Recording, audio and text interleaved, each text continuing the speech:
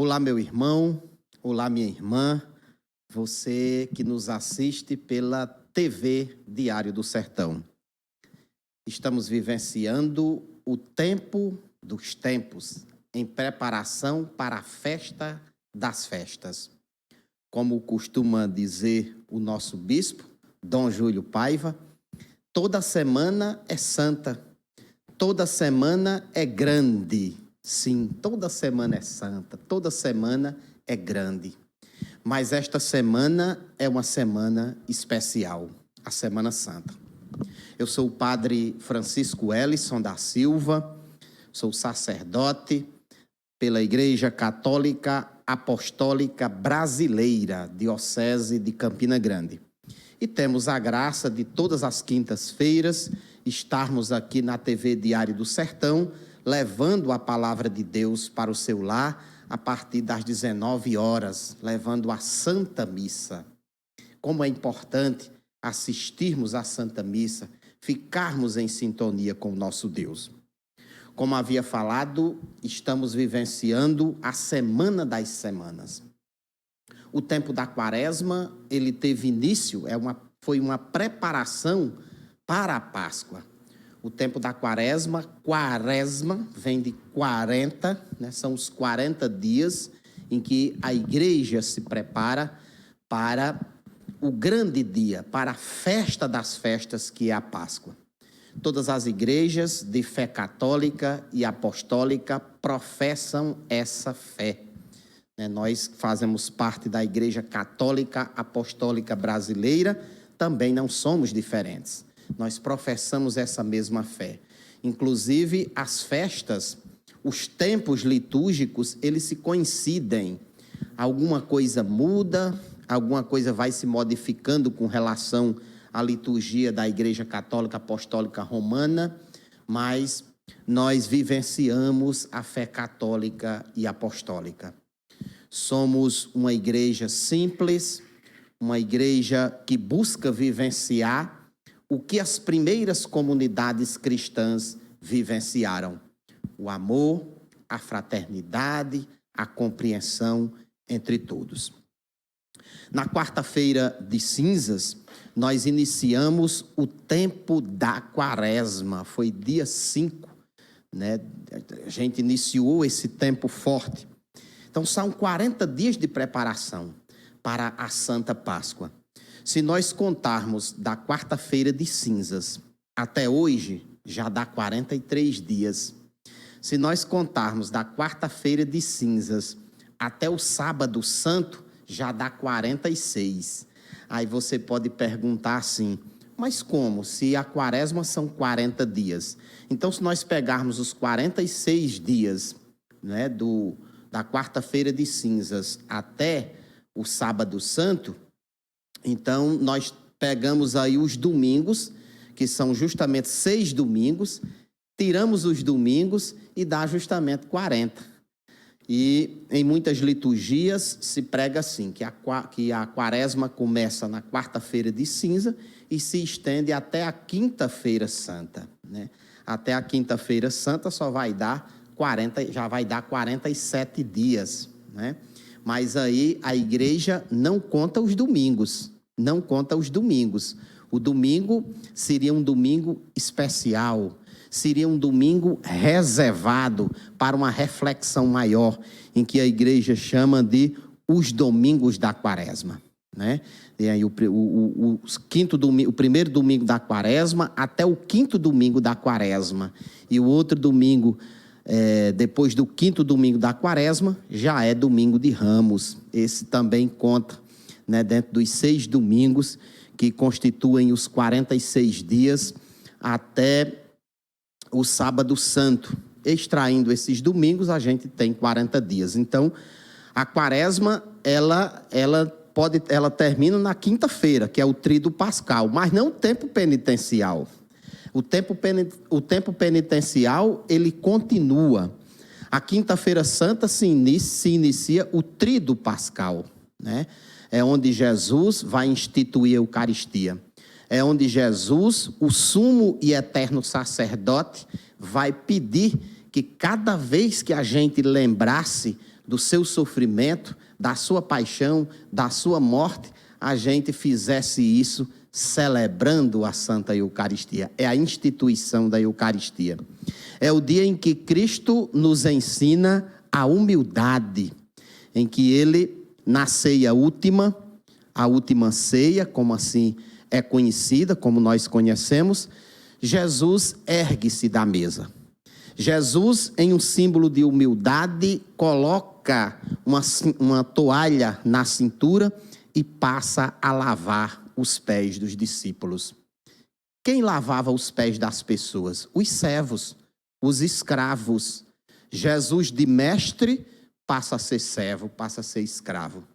E Pedro, tomado de espanto, ainda diz: não, Senhor, o Senhor não pode me lavar os pés. Eu não sou digno que o Senhor me lave os pés. E Jesus olha para ele e diz: olha, Pedro, se você não me deixar lavar os seus pés, você não vai ter parte comigo. E Pedro, com aquele gesto de fé, diz: não, Senhor, então não me lave somente os pés, lava as mãos, lava o corpo. E Jesus vai dizer: quem está limpo não precisa lavar-se. Porque Jesus estava aí se referindo a Judas que o iria trair.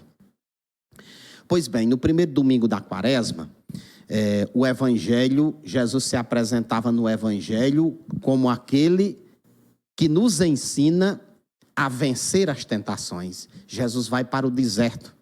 Diz o Evangelho que Jesus é conduzido pelo Espírito Santo até o deserto, onde lá ele jejuou, orou, se preparou para começar a sua vida pública.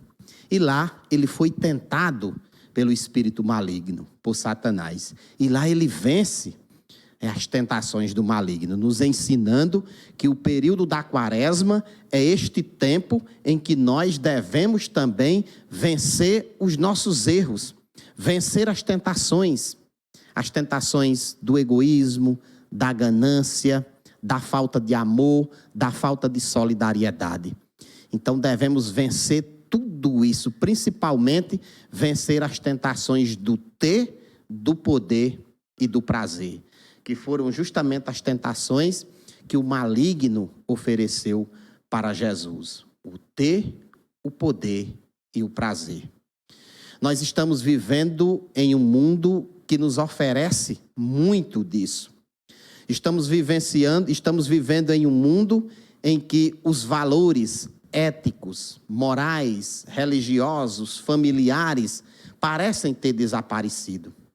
Parece que nós vivemos em um mundo avesso, um mundo diferente, um mundo em que tudo é permitido, um mundo em que Deus, principalmente, parece não ter lugar.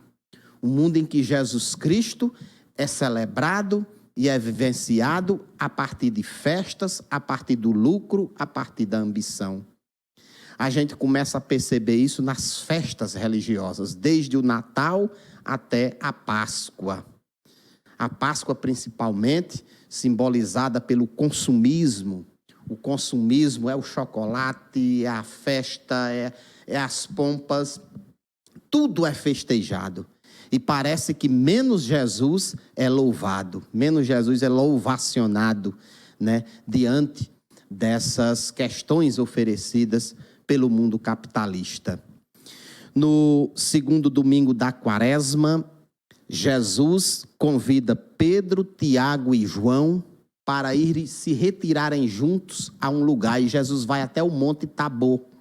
E lá ele se transfigura diante dos apóstolos, nos dizendo o quê? Que nós precisamos também nos transfigurar. Nós precisamos nos recolher. E a partir desse recolhimento, a gente passar a reconhecer o nosso pecado e saber que reconhecendo o nosso pecado, se arrependendo de coração, também poderemos ressuscitar com Cristo. A ressurreição de Cristo, Cristo se transfigura.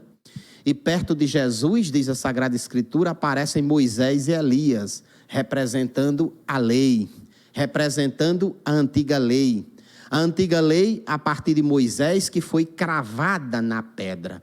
E Jesus se transfigurando, representa ali a nova aliança de Deus com o seu povo.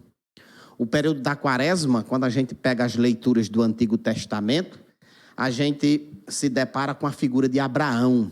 Abraão, conhecido como o pai da fé. É aquele que, através dele, Deus prometeu uma descendência. Somos descendentes de Abraão devido a essa promessa, devido a essa aliança que Deus fez com seu povo, começando por ele. Pois Moisés estava ali no Monte Tabor, representando a antiga lei. Elias, o profeta, a profecia, que Cristo realmente era aquele esperado pelo povo de Israel, o Salvador do mundo. Cristo é a nova aliança. A antiga aliança foi cravada na pedra. A nova aliança agora, como diz a profecia, deve ser cravada no peito do homem. Deve ser cravada no peito e não na pedra. É a palavra de vida, é o amor, é a fraternidade. Amai-vos uns aos outros como eu vos amei. Foi o mandamento que Cristo deixou. O terceiro domingo, Jesus nos apresenta, ou seja, o Evangelho nos apresenta a figura da samaritana. Aquela mulher que representava ali o povo samaritano. Quem era o povo samaritano? Era um povo excluído do convívio do povo judeu. O povo judeu era um povo que, por ser o primeiro povo da aliança, a aliança de Deus feita com ele, achava que os outros povos estavam excluídos, estavam fora do convívio deles e acabavam, cometendo, se fosse nos tempos de hoje, vamos dizer, a intolerância religiosa, não aceitava, e Jesus veio acabar com isso.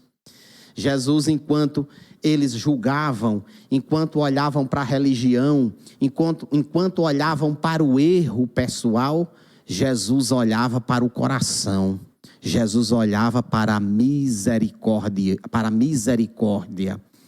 A misericórdia de Jesus, ela vai muito além do que as leis, do que os sacrifícios. E ele mesmo, em outras ocasiões, vai dizer que quer a misericórdia e não o sacrifício. Olha só para quem Jesus veio. Jesus veio justamente, em outras ocasiões ele vai dizer que um doente precisa de médico. Quem está são, quem está com saúde, não precisa de médico. Olha para quem ele veio, para aquela ovelha perdida da casa de Israel. Por isso que ele vai dizer que é o bom pastor.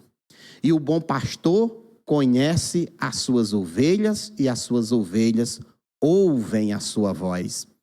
As suas ovelhas ouvem a sua voz.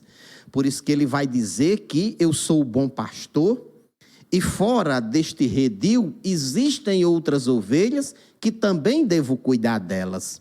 Então ele quis dizer o quê?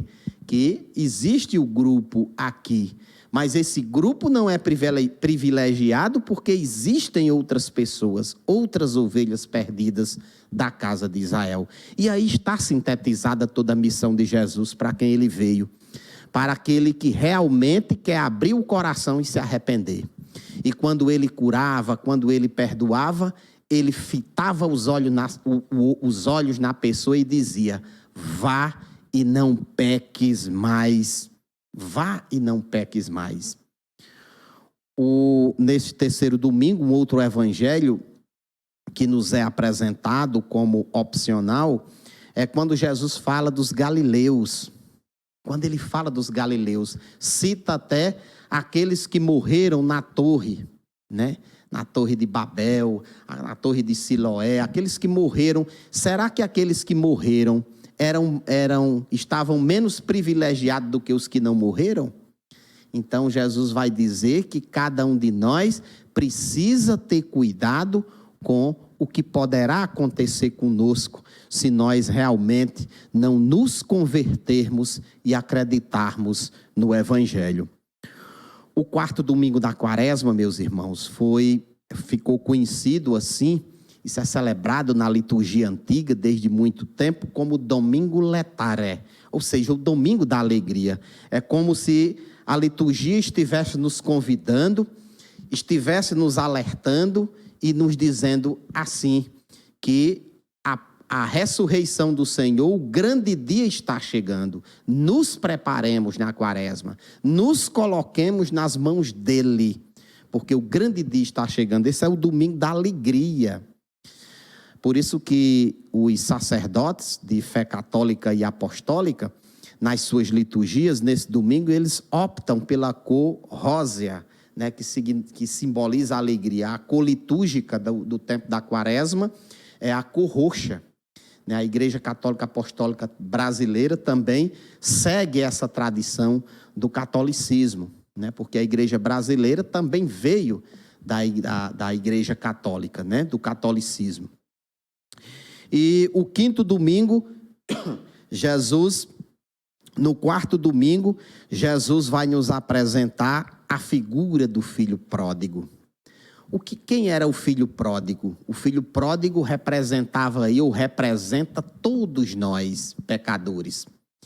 Na cultura judaica, se o filho, por exemplo, o pai em vida, e ele pedisse o bem aos pais, que o pai dividisse os bens para que ele usufruísse daqueles bens, e um dia ele voltasse, o filho teria que ser tratado como um escravo. O filho iria trabalhar, não ia fazer mais parte do convívio. Isso era a cultura judaica. Então, você só poderia receber a herança se o pai morresse. Se o pai em vida, que você podia pedir a herança, o pai estando em vida. Mas se você pedisse, e depois se arrependesse e voltasse atrás, você ia ser tratado como um dos servos do pai. E foi assim nesta parábola que Jesus nos colocou. O pai representando aí Deus que é misericordioso, Deus que detesta o pecado, mas ama o pecador. Nosso pecado podendo ser do tamanho do mundo e a misericórdia de Deus do tamanho do universo. Se o nosso pecado estiver do tamanho do universo, a misericórdia de Deus entra de galáxias adentro e é do tamanho do universo, né? Maior que o universo. Significando dizer, meus irmãos, que Deus perdoa sempre. Agora Ele quer que nos voltemos de coração arrependido, de coração sincero, e escutando as palavras do Mestre. Vá e não peque mais. Este é o verdadeiro sentido da quaresma. A quaresma que nos trouxe a intenção do jejum, né, da oração e da caridade. Oração, jejum e caridade. A penitência, a abstinência de tudo aquilo que a gente mais gosta. A abstinência de tudo aquilo, por exemplo, que nos impede de chegar até Deus. Agora não é passar a quaresma e continuarmos fazendo a mesma coisa. Escute a palavra de Jesus. Vá, mas não peque mais, porque a misericórdia de Deus é infinita. E o filho pródigo vai até o pai arrependido, gasta os bens do pai e depois volta ao pai. Já sei, vou dizer ao meu pai, pequei contra o céu e contra ti, já não sou digno de ser chamado de vosso filho. Trata-me como um dos teus empregados. E o pai não quer nem saber, o pai manda logo matar o novilho mais gordo, colocar um anel no dedo, dar uma festa. E depois vai chegar o filho que nunca deixou o pai. O filho que representa aquele que fica dentro de si com ciumeiras. Isso é natural do ser humano, né? A ciumeira, a ganância, dizer, mas como é que pode? A falta de perdão, a capacidade de não perdoar. Porque no período da quaresma, em preparação para a Páscoa, meus queridos irmãos, Páscoa é vida nova. A quaresma foi esses 40 dias de oportunidade que nós tivemos de olharmos para dentro de nós. Olharmos para dentro de nós mesmos. Nos arrependermos, mudarmos de vida. Páscoa é passagem. Passagem de uma vida ruim para uma vida boa. Passagem da morte para a vida. Para nós, passagem de uma vida errada para uma vida virtuosa na graça de Deus. Ou seja, o abandono do pecado e o abraço da graça de Deus através de Jesus Cristo, que morreu, foi crucificado, morto, mas ressuscitou verdadeiramente. Venceu a morte. Então, esse quarto domingo nos apresenta isso. O quinto domingo, o Evangelho nos apresenta a mulher adúltera, uma mulher que foi pega em adultério. E o que é que dizia a lei judaica, a lei mosaica? Ora, a lei de Moisés são 10 mandamentos, mas os judeus, querendo, os fariseus, doutores da lei, os mestres da lei, querendo justificar, as suas coisas terrenas, é o que acontece muito com as religiões, tentam trazer a lei, tentam trazer a Sagrada Escritura para justificar as coisas aqui da terra.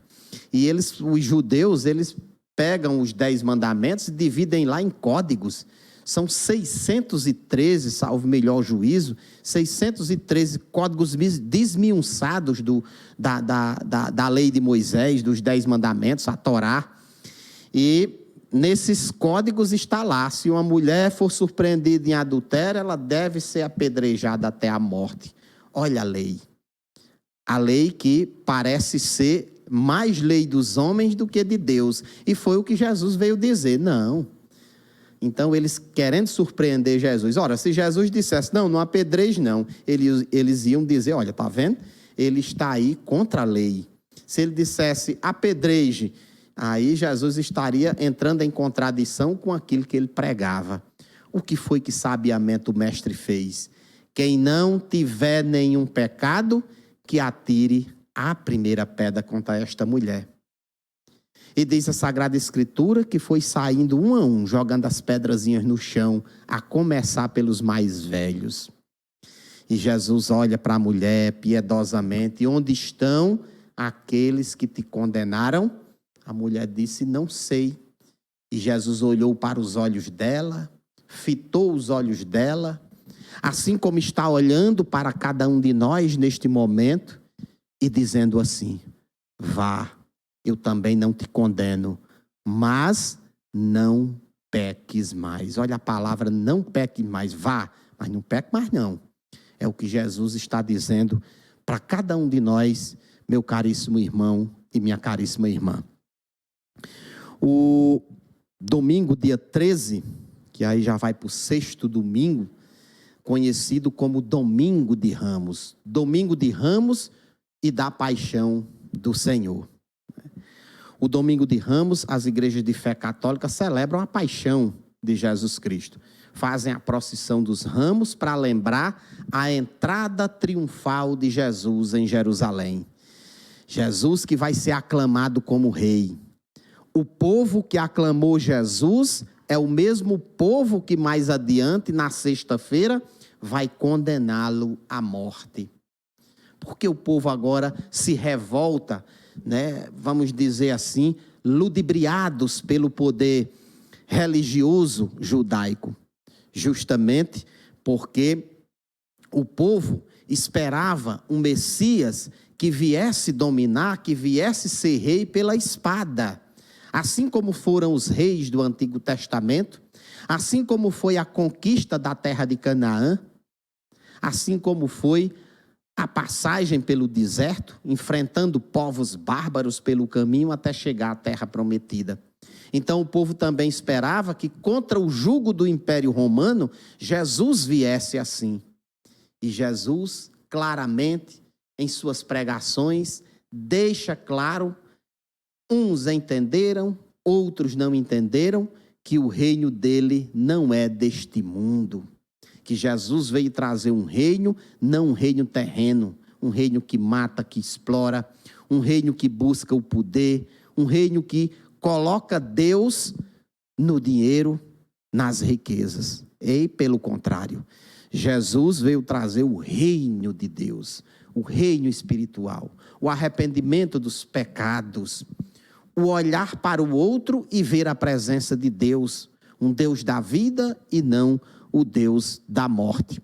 E o mesmo povo que aclama Jesus como rei no Domingo de Ramos, Hosana, o filho de Davi, é o mesmo povo que vai olhar para Cristo na sexta-feira e vai dizer assim, crucifica-o, crucifica-o. Olha o que o povo esperava. O povo esperava esse rei dominador. Os primeiros cristãos celebravam por este período, o Domingo de Ramos, mas celebravam ao mesmo tempo a solenidade do Cristo Rei. A solenidade do Cristo Rei, que nas igrejas de fé católica é colocada no final do ano litúrgico. Então, no princípio não era assim, tinha-se uma lógica. O mesmo rei que foi aclamado, que depois... Então, trazia-se a solenidade do Cristo Rei do Universo para este tempo. Nós, aqui da Diocese de Campina Grande, Igreja Católica Apostólica Brasileira, por questões pastorais, questões de lógica, a gente adota essa questão. A solenidade do Cristo Rei a gente traz para o Domingo de Ramos, né, com a aprovação do nosso bispo, reunião. A gente traz para o Domingo de Ramos, a gente celebra, né? A gente faz a procissão dos ramos, depois a missa do Cristo Rei, e logo após, lá no final, após a oração pós-comunhão, nós fazemos o que chamamos de ofício do revés. O sacerdote tira as vestes vermelhas e se reveste das vestes roxas. As imagens são cobertas com um pano roxo para dizer assim: nós voltamos novamente ao luto, à tristeza, porque o mesmo povo que o aclamou como rei, agora o povo se volta contra ele. E aí a gente volta novamente ao sentido verdadeiro da Semana Santa. Olha que bonito. Mas bonito também quando se celebra a Paixão do Senhor. O Domingo de Ramos, em seguida, a celebração da Paixão do Senhor. Nós aqui na Diocese de Campina Grande celebramos a Paixão do Senhor na Sexta-feira Santa. Na Sexta-feira Santa. Então, o Domingo de Ramos é justamente esse tempo para a gente lembrar do Cristo Rei, o Cristo aclamado como Rei reconhecido.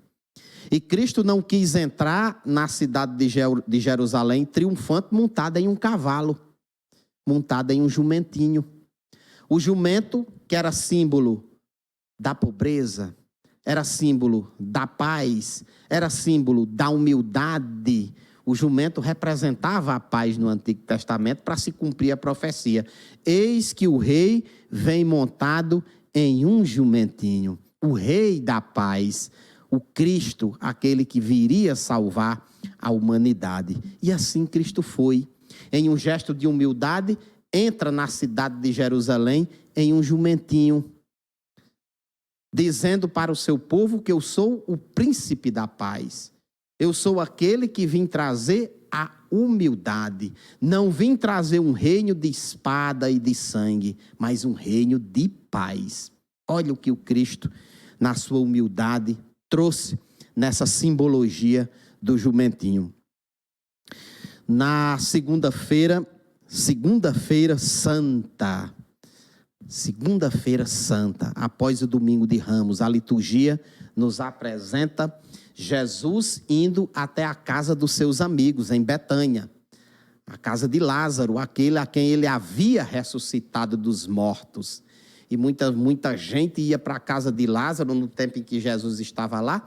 Certamente a maioria, boa parte deles, não somente para ver Jesus, mas para ver de perto Lázaro, aquele a quem ele havia ressuscitado dos mortos.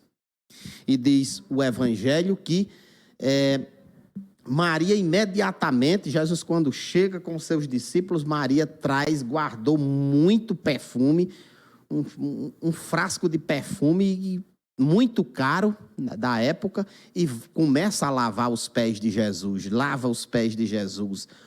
A sala ficou, vamos dizer assim, coberta com perfume, um perfume caro, que aproximadamente ele valeria umas 300 diárias.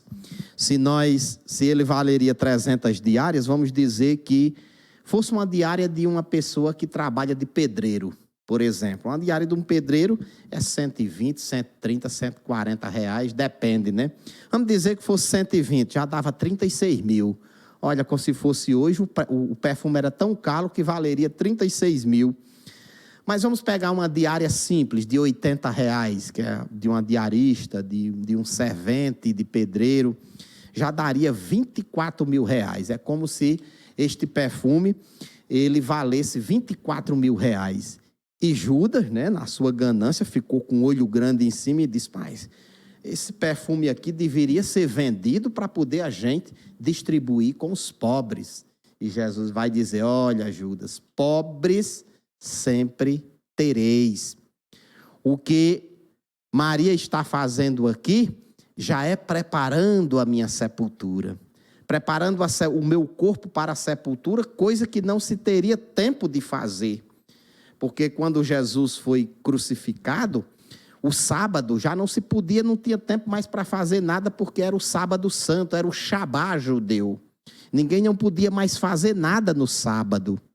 E Jesus em vida curou no sábado, fez muitas maravilhas no sábado, foi criticado, mas para que todos soubessem que Jesus é Deus, que Jesus é aquele que é o Senhor também do sábado, né? Quando certa vez vão perguntar para Jesus, né, por que aquele prega, ele se acha maior do que Abraão? Jesus disse: sim, está aqui quem é maior do que Abraão. Antes que Abraão existisse, eu já era. Eu sou. Antes de Abraão existir, eu sou. E Deus, quando se revela a Moisés, diz: eu sou, me enviou até vocês. Diga isso ao faraó: eu sou, me enviou até vocês. E voltando lá para aquela casa de Betânia, Maria preparava ali o corpo de Jesus. Judas não estava interessado ali em ajudar pobre, coisa nenhuma. O que Judas estava interessado era no dinheiro, porque ele era o ecônomo do grupo, né? Diz a Sagrada Escritura que ele roubava o dinheiro do grupo, né? Que se juntava para comer, para fazer alguma coisa, não é? E a terça-feira, Jesus já revela para os seus discípulos, aliás, a quarta-feira santa, né, que é hoje, quarta-feira santa, né, Jesus já revela para os discípulos quem é o traidor na quarta-feira santa. E o hoje de quinta-feira, Jesus vai se dar na Eucaristia. Jesus, vendo a última ceia, né, fazendo a última ceia com seus discípulos, se dá no pão e no vinho. Institui a Santíssima Eucaristia, institui o sacerdócio. O sacerdócio eterno é o Cristo, mas ele pede para que os discípulos celebrem cada vez que se lembrar do sofrimento dele. E Judas é o traidor. Judas vai até os sumos sacerdotes e os doutores da lei e pergunta o que é que eles darão para ele se ele entregar Jesus. E oferecem a Judas 30 moedas de prata. Ora, meus irmãos, 30 moedas de prata era o preço de um escravo. 30 moedas de prata era o preço de um escravo. Era o salário. O preço de um salário. Então, isso significa dizer que se Judas fosse entregar Jesus hoje, o preço do salário mínimo é R$ 1.518. Então, é como se Jesus tivesse sido entregue por R$ 1.518. 30 moedas de prata no templo, né? No templo lá era o salário, né? O salário, o preço de um escravo. Então, veja, por tão pouco, Jesus foi vendido, Jesus foi traído. E Jesus costumava rezar no Monte das Oliveiras, e lá estava, e Judas foi com os soldados romanos, soldados herodianos, foi até Jesus, chega até Jesus, pede permissão para beijar o rosto de Jesus, e com um beijo ele trai o Filho do Homem. E diz a Sagrada Escritura que ali o pegaram e o levaram, né, para ser julgado. Então foi isso que aconteceu lá quando Jesus estava em oração no Monte das Oliveiras, né, no Getsêmani, né, onde ele lá, diz a Sagrada Escritura, que suou sangue. Chegou o momento em que ele pediu a Deus que Deus afastasse aquele momento, afastasse dele aquele cálice, mas ele cai em si e diz: mas não se faça a minha vontade, se faça a tua vontade. Como homem, ele sentiu, ele se angustiou, mas como Deus, por trás da sua humanidade se esconde a divindade, ele diz: se faça a vontade do Pai. Na Sexta-feira Santa, hoje, nós estamos aí vivenciando o tempo, o dia maior, o dia de luto, de sofrimento. Já estava, na quinta-feira era a festa da Páscoa. Jerusalém estava superlotada, vamos dizer assim, de turistas, gente que vinha de todas as cidades para a festa da Páscoa. E Jesus se reuniu com os discípulos e quis celebrar a Páscoa também. Só que uma Páscoa diferente, uma Páscoa diferente.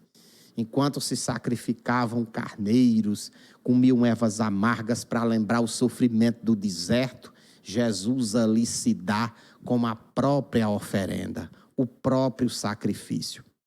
Por isso, meus irmãos, que cada vez que nós celebramos a Eucaristia, nós passamos a celebrar aquela mesma situação em que Jesus estava ali se oferecendo verdadeiramente. A gente se lembra, a gente relembra, a gente celebra novamente, a gente se coloca.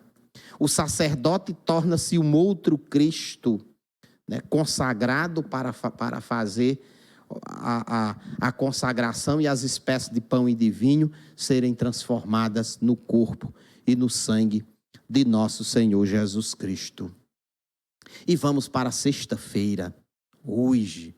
Sexta-feira, Jesus, ele se coloca, como diz o Antigo Testamento, Jesus conduzido como uma ovelha ao lado dos seus tosqueadores, de cabeça baixa, muda, mas uma ovelha que vai sendo conduzida para o matadouro.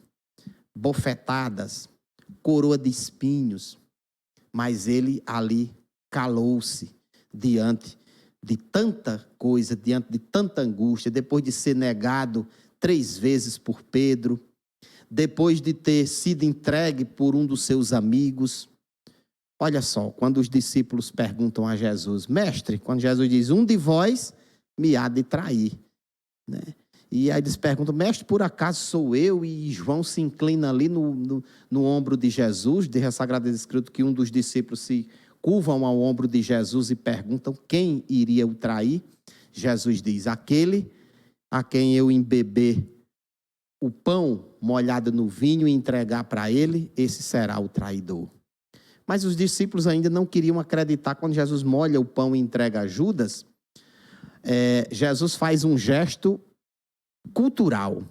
Quando, por exemplo, você convidava na cultura judaica, trazia um convidado para a sua casa, ou muitos convidados, e você pegava o primeiro pedaço e embebesse no molho ou no vinho e entregasse, era um sinal de que ele queria dizer assim, você é bem-vindo, você é meu amigo.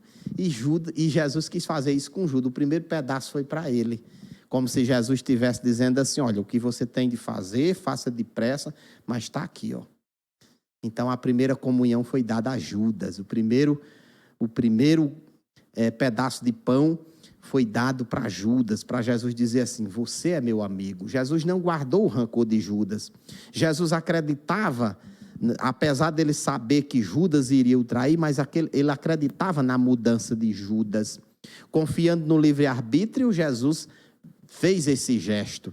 Mas, infelizmente, Satanás já havia tomado conta do coração dele, diz a Sagrada Escritura. Pois bem, meus irmãos, e Jesus aí é conduzido a Pôncio Pilatos, primeiro vai para Anás, depois vai para Caifás, vai para Herodes, e jogam Jesus de um lado para o outro. Olha o sofrimento do mestre, até chegar no rei Herodes. Por que ficou indo para os doutores da lei, para Caifás, para Anás, para Herodes? Porque naquele tempo, o poder religioso do judaico não podia matar ninguém, só quem podia matar era o Império Romano. O Império Romano era quem tinha o poder de crucificar, de matar a pessoa.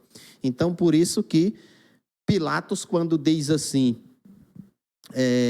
eu não vejo culpa alguma neste homem.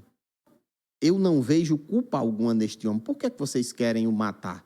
Levem para Herodes e depois... Não, ele se fez inimigo do imperador, ele está provocando subversão entre o povo, então você deve o crucificar. Então fizeram de tudo, e o próprio povo, quando Pilatos oferece para liberar Barrabás e soltar Jesus, porque era costume da Páscoa, né? Na Páscoa soltar um detento, soltar um prisioneiro. Então Pilatos coloca Jesus e Barrabás. Barrabás era um bandido, mas aí o povo, né, já com a cabeça virada pela cúpula judaica, o mesmo povo que o aclamou como rei está lá dizendo: crucificam, não temos outro rei senão César. César é nosso rei, o Império Romano é a quem nós devemos obediência. E Pilatos flagela, tenta soltar Jesus de todas as formas, mas não obtém êxito. E aí o levam para ser crucificado. E lá no alto do Gólgota, o mestre se entrega. Jesus desce à mansão dos mortos. Jesus, Deus que quis se fazer um de nós, também morreu como um homem morre, desceu à mansão dos mortos, ficou a sexta, o sábado, o dia inteiro, e na madrugada ele ressuscita verdadeiramente. Ele vence a morte, nos ensinando que também devemos vencer as mortes da nossa vida. Quantas vezes não traímos Jesus na nossa vida? Traímos Jesus da forma que Judas traiu, às vezes trocando Jesus por coisas que não condizem com o reino de Deus. Trocamos Jesus por muitas coisas banais, muitas vezes. Então, que cada um, quem é o padre para julgar aqui vocês, para julgar cada um de nós? Porque quando nós morrermos, nós não seremos julgados pelo julgamento que fazemos dos outros. Nós seremos julgados pelos nossos pecados, pelos nossos erros. E cada um, durante esta Semana Santa, até o domingo da ressurreição, coloquemos a mão na nossa consciência e vejamos, hoje à noite, depois de amanhã, durante o período da Páscoa, como eu estou servindo a Deus, como anda a minha fé, como estou me colocando nas mãos do Senhor. Eu estou trocando o Senhor por coisas supérfluas, muitas vezes deixando de ajudar uma pessoa, muitas vezes deixando de fazer minhas orações para me ocupar com outras coisas, muitas vezes falando do outro, muitas vezes olhando o cisco que tem no olho do outro, enquanto no nosso tem uma trave bem grande. Então, tudo isso faz com que a gente venda o mestre, troque o mestre por estas coisas que nos afastam dele. Então, meus queridos irmãos, nós desejamos a todos uma feliz Semana Santa, uma Páscoa abençoada, e que Jesus possa ressuscitar no coração de cada homem e de cada mulher de boa vontade. Que Deus nos abençoe. Façamos a nossa oração para encerrarmos esta reflexão neste período santo, o período da Semana Santa, o período da Páscoa que se inicia no domingo. Eterno Deus, nós te pedimos, Pai, abençoai todos nós que fizemos a Quaresma, que estamos na Santa Semana e que estamos nos preparando para que Cristo ressuscite verdadeiramente no nosso coração. Que a gente aprenda a amar e junto com amar a gente saiba perdoar, porque quem não perdoa não ama. Que Cristo nos abençoe. Rezemos todos juntos com o Padre a oração que o Cristo nos ensinou. Pai nosso que estais nos céus, santificado seja o vosso nome. Venha a nós o vosso reino. Seja feita a vossa vontade, assim na terra como no céu. O pão nosso de cada dia nos dai hoje.